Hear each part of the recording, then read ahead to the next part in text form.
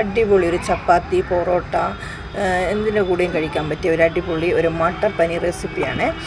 പനീർ ഞാൻ വീട്ടിൽ തന്നെയാണ് ഉണ്ടാക്കുന്നത്. കുറച്ച് പാല് തിളപ്പിക്കുക. 1/2 ലിറ്റർ പാലുണ്ട് ഇത് കേട്ടോ. തിളപ്പിച്ചിട്ട് ഒരു തുള്ളി കുറച്ച് വിനാഗിരി ഒഴിക്കുക. അപ്പം തന്നെ പാല് പിരിഞ്ഞു പോകും. അപ്പോൾ അതിനെ നല്ലൊരു വെള്ള തുണിയിലേക്ക് നമ്മൾ അരിച്ചെടുക്കുകയാണ്.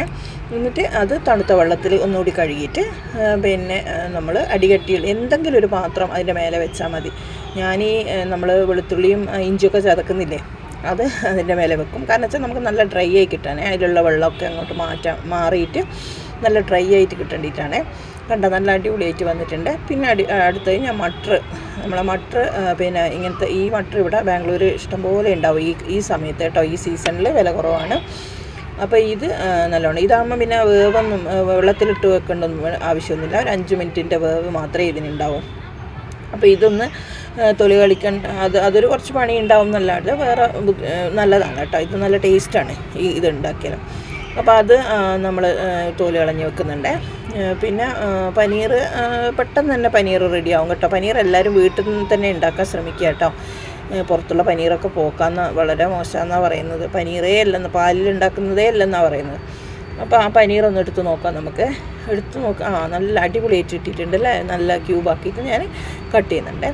ഇനി ഇത് നമുക്ക് കറി സ്റ്റാർട്ട് ചെയ്യാം കേട്ടോ.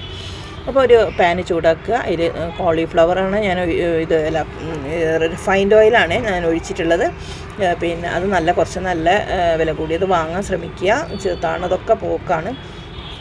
അപ്പോൾ അത് ഒന്ന് നല്ല ഗോൾഡൻ ബ്രൗൺ ആവുന്നവരെ ഫ്രൈ ചെയ്യുക.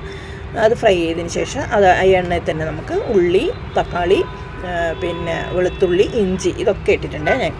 ഇതൊക്കെ ഒന്ന് ഫ്രൈ ചെയ്യുക. നല്ലോണം ഫ്രൈ ചെയ്തിട്ട് പിന്നെ ഒരു 5-8 കാഷ്യും കൂടി അതിലിട്ടാൽ അതിൻ്റെ ടേസ്റ്റിന് നല്ല ഇതുണ്ടാവും കേട്ടോ. അത് ഇടണം, എന്നാലേ ടേസ്റ്റ് നമുക്ക് ഹോട്ടൽ സ്റ്റൈലിൽ നിന്നും പറഞ്ഞിട്ട് ഉണ്ടാക്കേണ്ട ഒരു വിധത്തിലേക്ക് എത്തത്തുള്ളൂ.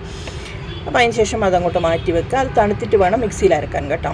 ഇത് മുളക്, മഞ്ഞൾ, മല്ലിപ്പൊടി, ഗരം മസാല ഇതൊന്ന് ആ പച്ചക്കുത്ത് മാറുന്നത് വരെ നമുക്ക് ഫ്രൈ ചെയ്തെടുക്കാം. പിന്നെ നമ്മുടെ മിക്സി ജാറിൽ എടുത്തിട്ട് അത് ഒന്ന് നല്ലോണം അരക്കുക.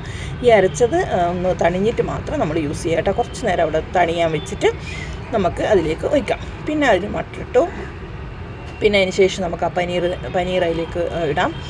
പിന്നെ ഞാൻ ഈ വീഡിയോയിൽ ഇല്ലെന്ന് തോന്നുന്നു, ഞാനൊരു 2 സ്പൂണ് പുളിയില്ലാത്ത തൈരും കൂടി ഒഴിച്ചാൽ നല്ലൊരു ക്രീമി ടെക്സ്ചർ പോലെ നമുക്ക് തോന്നും കേട്ടോ. നല്ല ടേസ്റ്റാണത്. പുളിയുള്ള തൈര് വേണ്ട, പുളിയില്ലാത്ത. പിന്നെ അതിൽ കുറച്ച് പഞ്ചസാരയും കൂടി ഇട്ടാൽ നല്ലതാണ്. ലാസ്റ്റ് നമ്മുടെ കസ്തൂരി മേത്തി. അടുത്ത വീഡിയോ കാണുന്നവർ ബൈ.